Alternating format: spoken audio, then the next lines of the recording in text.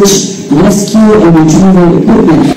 Nagsagawa ang mga tauhan ng Police Regional Office 13 ng showdown inspection of search, rescue, and retrieval equipment, maging ang mga personel ito sa Camp Colonel Rafael C. Rodriguez, Butuan City, bandang alas 8 ng umaga nito lamang ika-20 ng Setyembre taong kasalukuyan.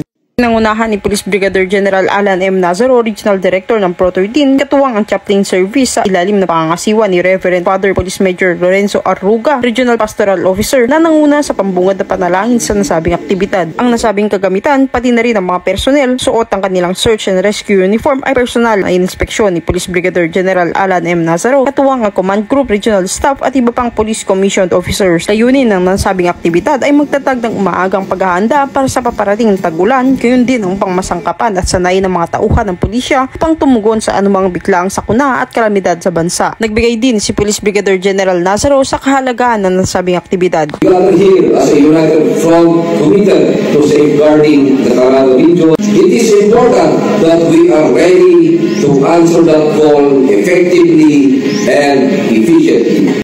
Mula dito sa Police Regional Office 13, ako ang iyong PNN correspondent, Patrolwoman Karen A. Malilin, alagad ng batas, taga-taguyod ng Balitang Pulis.